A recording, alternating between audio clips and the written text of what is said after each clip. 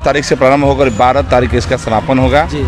बड़हरिया पुरानी बाजार लोहार टोली में भगवान शिव परिवार यानी भगवान शंकर का, पार्वती जी का, गणेश भगवान, कार्तिक भगवान और भगवान विश्वकर्मा का मंदिर की स्थापना हुई है, मूर्ति स्थापना हुई है। प्राण प्रतिष्ठा के लेकर यज्ञ हो रहा है, महायज्ञ हो रहा है। आज कलश यात्रा के साथ शुभारंभ हुआ है और 12 तारीख को हवन के साथ इसका समापन होगा। यहाँ मतलब कथा कितने बजे से होगा, पूजा कब होगा? देखिए सुबह प्रातः 7 बजे से लेकर जो पूजन आरंभ हो जाएगा जी जी। और फिर दोपहर विश्राम होगा, फिर संध्या में पूजन आरंभ होगा, आरती होगी और फिर संध्या के समय में प्रवचन होगा और फिर रात्रि में जो है लीला होगी। और ये आयोजन जो है बिहार में है, तो हमें लगता है कि बिहार के बिना धर्म अधूरा रह जाता है। जी जी। तो बिहार पूर्ण रूप से धर्म को संपन्न कर देता है। यज्ञ हवन होता है तो एक तो पूर्ण रूपेण ईश्वर प्रसन्न हो जाता, तो आंतरिक शांति, मानसिक शांति और शारीरिक शांति का अगर कोई एक ही साधन तो वो यज्ञ है। बस एक ही संदेश है कि वो पूर्ण रूपेण हिंदूमय हो जाएं और हिंदू राष्ट्र की घोषणा के लिए लग जाएं। और हिंदू राष्ट्र जब बन जाएगा तो सारी समाजें अपने आप सुरक्षित हो जाएंगी।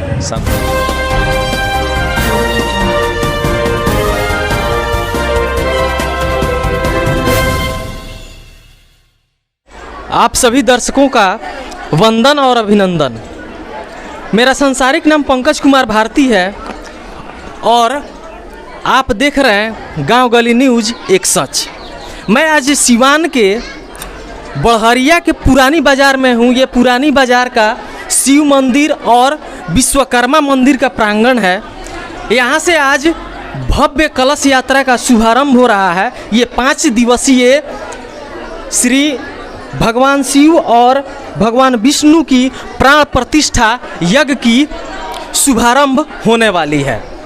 यहाँ पे मैं जो भी आचार्य आए हुए हैं, यहाँ के जो स्थानीय निवासी हैं, उन सबसे बात करूँगा, दिखाऊँगा। इधर सामने मंडप बना हुआ है, ये किस तरह का यज्ञ है, ये मंदिर कितने दिनों में बना और क्या क्या यहाँ होने वाला है, सारे चीज़ों के बारे में आपको बताने की कोशिश करूँगा। अपने कैमरामैन से बोलूँगा मिस्टर भोला जी से कि आप आए मेरे साथ, तो आप दिखाने का हम प्रयास करते हैं। ये पूजा मंडप है, यहीं पे यज्ञ का यहीं से प्रारंभ हो रहा है। अभी आप देख सकते हैं पूजा हो रहा है। मैं आचार्य से और यहाँ के लोगों से, स्थानीय निवासी से बात करने की कोशिश करूँगा और यहाँ से प्रारंभ होकर ये यमुनागढ़ तक कलश यात्रा जाएगा और कलश यात्रा समापन होने के बाद यहाँ 5 दिनों तक यह यज्ञ चलने वाला है। आचार्य जी, आपका शुभ नाम? जी, हमारा नाम आचार्य पंडित अभिजीत तिवारी। जी, आप कहाँ के निवासी? निवासी हमारा पश्चिमी चंपारण बेतिया से हुए। हम लोग का निवास स्थान अभी वर्तमान में बनारस दुर्गा कुंड नवाबगंज मोहल्ला में है। वहीं से हम लोग का ये कार्य पांडित्य जो है यज्ञाचार्य वाला वहीं से प्रारंभ होता है। यहाँ पे किस तरह का ये यज्ञ हो रहा है? ये सर्वमयम जगत है, कहने का मतलब है भगवान भोलेनाथ का यहाँ निमंत्रण दिया गया है। मंदिर का प्राण प्रतिष्ठा है, स हनुमान प्राण प्रतिष्ठा और विश्वकर्मा भगवान का प्राण प्रतिष्ठा है। उसमें महायज्ञ का है। यज्ञ हम सब लोगों को जोड़ने का एक माध्यम है। हमारे जो बड़हरिया के निवासी हैं उन सबको एकाग्रता करने के लिए, एकमत करने के लिए, अपने अंदर संस्कार जगाने के लिए, संस्कार देने के लिए ये यज्ञ हम लोग का माध्यम है। इसलिए हम लोग यज्ञ पर प्रकाश डालते हैं, यज्ञ करते हैं, कराते हैं। मतलब ये प्राण प्रतिष्ठा का महत्व क्या है हमारे हिंदू समाज? प्राण प्रतिष्ठा का महत्व ये है कि हमारे पूर्वज है, प्राण प्रतिष्ठा जब हम भगवान को राम और कृष्ण को जब पूजा करते हैं तो उनको हम निमंत्रण देकर बुलाते हैं इस धरती पर, जिसे हमारी एक साधना पूरी हो सके। एक ऐसी जगह होनी चाहिए जहां हमें शांति मिले। उस जगह पर नतमस्तक होने का कारण हम मंदिर बनवाते हैं और मंदिर में भगवान को प्राण प्रतिष्ठा करके हम विराजमान कराते हैं, ताकि हमारी एक आस्था जुड़ी हो, हमारी पूजा पाठ शांति, हमारे जीवन में मंगल हो उनके माध्यम से। इसलिए प्राण प्रतिष्ठा ये सब करते हैं। धन्यवाद आचार्य जी। मैं और कलश यात्रा को भी जब ये प्रारंभ होगा मैं दिखाने की कोशिश करूँगा। यमुनागढ़ पर भी चलूँगा। यहाँ पे कुछ स्थानीय निवासी हैं, इन लोगों से मैं बात करूँगा। जी, आपका शुभ नाम क्या है? जी, तारकेश्वर शर्मा बड़हरिया।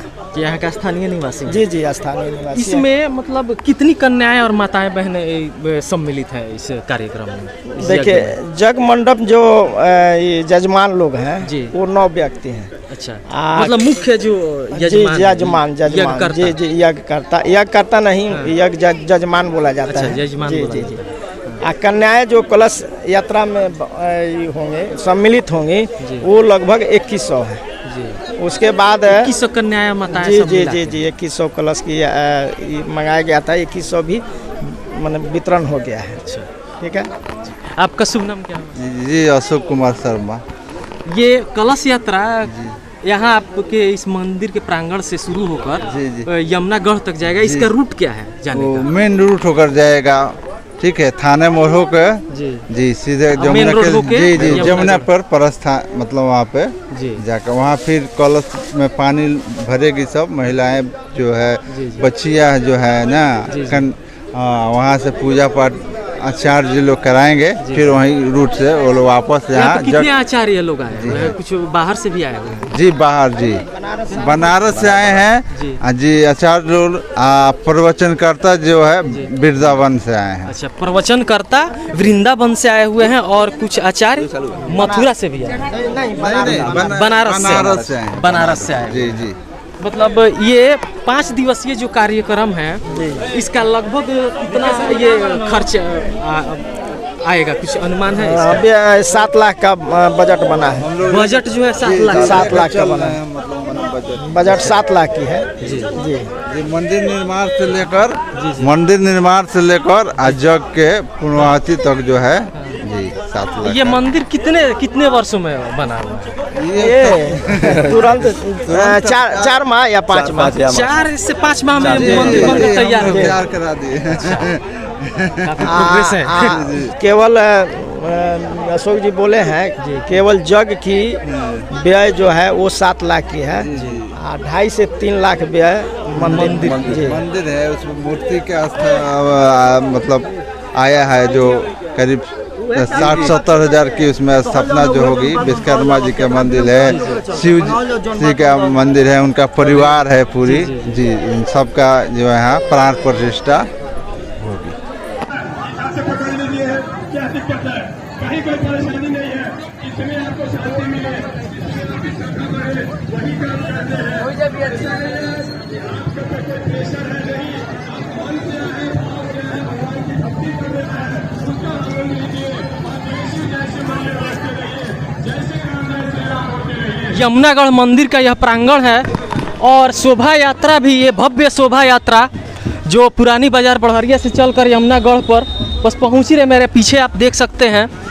और ये पूरे बड़हरिया के लिए, बड़हरिया प्रखंड के लिए, बड़हरिया विधानसभा के बहुत बड़ी गौरव की बात है कि अपना यह इतना भारी शोभा यात्रा निकाला गया। इसमें 2100 कन्याएँ और महिलाएं, माताएं, बहनें शामिल हुई हैं। यहाँ पे कोशिश करता हूँ यहाँ के कार्यक्रमों के बारे में जानने की कोशिश करूँगा। आइए,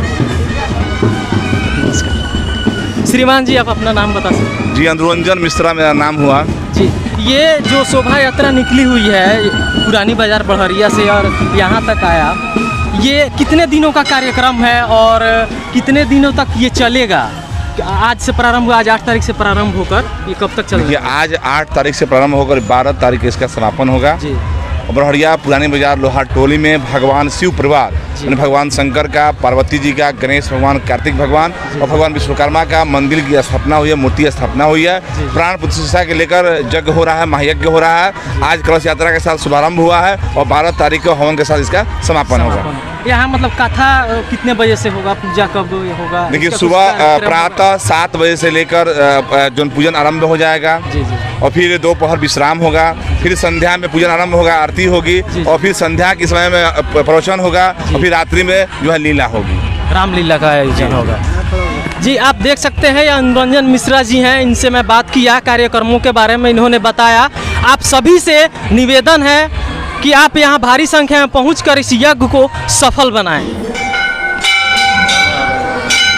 शरण बंदन।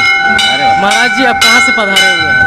मैं वैसे भारत भूमि से हूँ जी, और भारत भूमि ही हमारा धाम है जी और वैसे हम वृंदावन से हैं जी। और हमारा हमारा जो जन्मभूमि है वो मध्य प्रदेश है, जो भारत का आत्मा है। जी जी और ये आयोजन जो है बिहार में है, तो हमें लगता है कि बिहार के बिना धर्म अधूरा रह जाता है। जी जी बिल्कुल। तो बिहार पूर्ण रूप से धर्म को संपन्न कर देता है और धर्म को स्वस्थ कर देता है। तो धर्म, आइए पुजारी जी, धर्म स्वस्थ और संपन्न तभी हो सकता जब बिहार पूर्ण रूप से व्यवस्थित होगा। जी जी और बिहार की व्यवस्था मुझे लगता है पूरे देश में जाती है। जब धर्म का अभाव समझ आता है तो बिहार की जनता, बिहार के धर्मात्मा, बिहार का जनमानस हमारे धर्म को 4 कदम नहीं, 10 कदम नहीं, 20 कदम नहीं, 400 कदम आगे ले आता है। तो ये बिहार की धरती है जो मनीषियों की धरती कही जाती है। और बड़े बड़े वेद व्यास यहाँ आए हैं, बड़े बड़े मनीषी यहाँ जन्म लेकर के आए हैं। तो ये समझ लीजिए कि ये धर्म की स्थापना की भी भूमि है। तो धर्म स्थापना भूमि में धर्म निरंतर चलते रहें, ताकि धर्मो रक्षति रक्षता, धर्म की रक्षा हम करेंगे तो धर्म हमारी रक्षा करेगा।